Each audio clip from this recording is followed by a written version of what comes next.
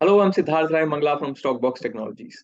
Stock market में बहुत सारे इन्वेस्टर्स को अच्छे स्टॉक्स तो सिलेक्ट करने आते हैं, बट वो ये भी सीखना चाहते हैं कि हम एक बैलेंस्ड पोर्टफोलियो किस तरह से डिजाइन कर सकते हैं। तो आज हम इसी बारे में बात करने की कोशिश करते हैं कि how can we design a balanced portfolio जो कि मार्केट के साथ हमें अच्छे रिटर्न्स तो दे ही दे, but at the same time हमारे रिस्क को भी कम करने में हमारी हेल्प करे। तो हम शुरू करते हैं।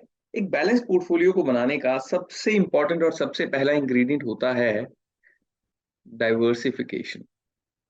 एंड डाइवर्सिफिकेशन के कॉन्सेप्ट को हम लोग बहुत इजीली समझ सकते हैं, क्योंकि हमारे कल्चर में तो हर चीज में लगभग हम डाइवर्सिफिकेशन को फॉलो करते ही हैं। जैसे कि सबसे बेसिक अगर हम फूड की ही बात करें, तो हमारी एक टाइम की मील में, चाहे वो लंच हो चाहे डिनर हो, ज्यादातर लोगों की मील में हम कभी भी किसी एक चीज पर ज्यादा फोकस नहीं करते हैं। हमारी मील में मीठा भी होता है, नमकीन भी होता है, सब्जी भी होती है, चपातीज भी होती है। इसी तरह से एक पोर्टफोलियो बनाने का मतलब भी यही है कि हम एक डाइवर्सिफाइड सेट ऑफ इन्वेस्टमेंट्स को एक ही जगह पर इकट्ठा कर रहे हैं। और इस वजह से पोर्टफोलियो बनाने का मोटिव कभी भी रिटर्न्स को मैक्सिमाइज करना नहीं होता। एक पोर्टफोलियो बनाने का मोटिव हमेशा रिस्क को मिनिमाइज करना होता है। एंड डाइवर्सिफिकेशन को यूज करके हम रिस्क को दो तरीके से मिनिमाइज कर सकते हैं।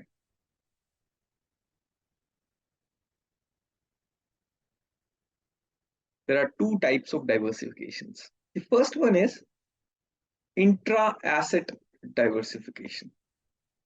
ये डाइवर्सिफिकेशन हमें ये कहता है कि अगर हम इक्विटीज का पोर्टफोलियो बना रहे हैं, क्योंकि ज्यादातर हम लोग यहाँ पर स्टॉक मार्केट में इक्विटीज का ही पोर्टफोलियो बनाते हैं, शेयर्स का ही पोर्टफोलियो बनाते हैं, तो हमें कभी भी एक स्टॉक में या फिर एक इंडस्ट्री में अपने पूरे पैसे को इन्वेस्ट नहीं करना है। कभी भी नहीं करना है। एक बेसिक थंब रूल ये है कि हम एटलीस्ट 5 इंडस्ट्रीज को सिलेक्ट करें।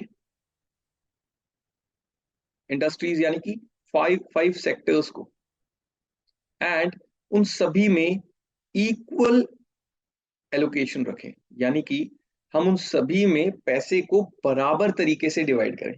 अब इसका मतलब क्या हुआ कि अगर हम एटलीस्ट 5 सेक्टर्स में अपने पैसे को डाइवर्सिफाई करने वाले हैं और बांटने वाले हैं, इसका मतलब सीधा साधा मतलब ये हुआ कि हम एक सेक्टर में we can not invest more than 20% of our capital. एक किसी भी सेक्टर में हमें 20% से अपनी कैपिटल कम ही रखना होगा। एंड अब इसमें भी कुछ ऐसे इंपॉर्टेंट सेक्टर्स हैं जिन्हें हमें हमेशा हमारे पोर्टफोलियो में जगह देनी ही चाहिए। अब वो कौन से सेक्टर्स हैं? The first one is FMCG space.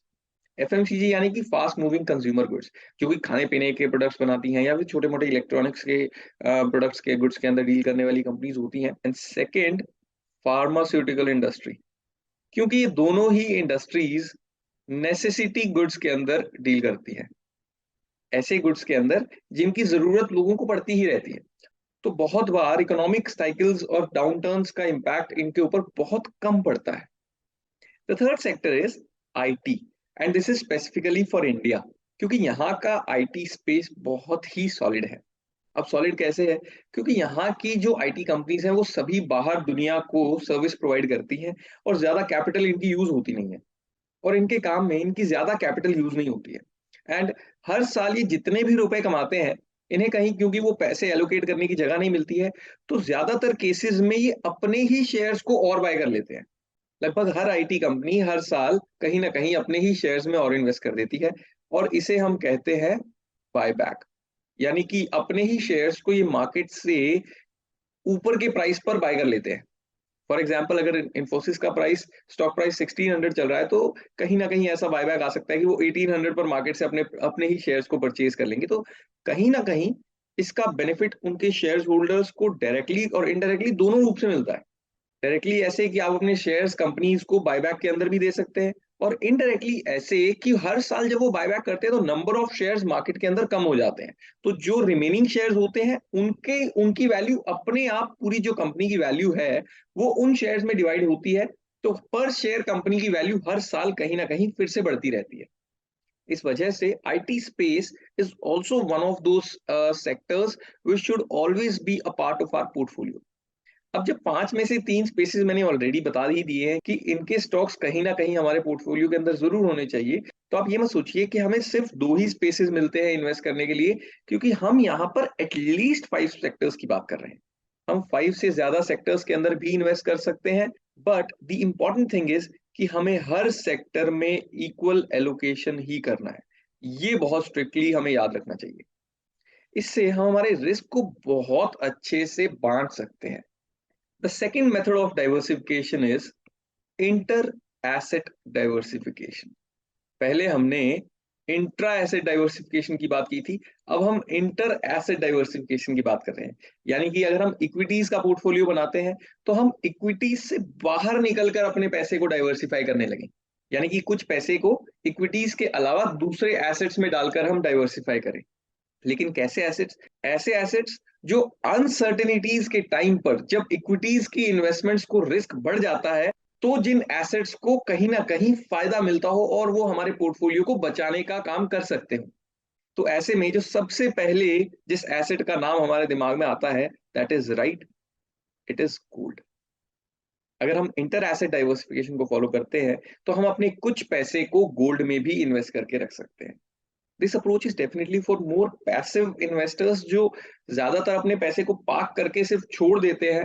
उस तरह के इन्वेस्टर्स कुछ पैसा, फॉर एग्जांपल अपनी टोटल कैपिटल का 50% 60% पैसा स्टॉक मार्केट इंडेक्स फंड्स में डालकर, and by investing the remaining capital in an asset like gold, वो अपना एक बहुत सिंपल और बहुत बैलेंस्ड पोर्टफोलियो डिजाइन कर सकते हैं, अगर हम इंटर एसेट डाइवर्सिफिकेशन को फॉलो करना चाहते हैं। सी हो सकता है कि आपको इंटर एसेट बिल्कुल पसंद नहीं आता हो, या कुछ लोगों को इक्विटीज के अंदर सिर्फ पैसे डालकर डाइवर्सिफाई करना पसंद नहीं आता हो, बट हमें हर तरह की डाइवर्सिफिकेशन के बारे में पता होना बहुत जरूरी है।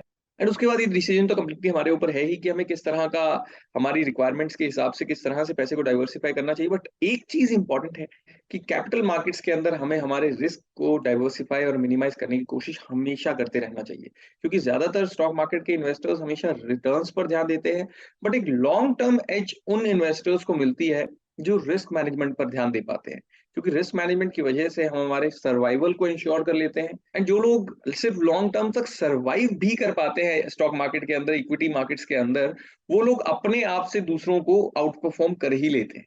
I hope these methods of diversification will be helpful for you. And if you like this video, please like, share, and subscribe to the Stockbox channel. Thank you.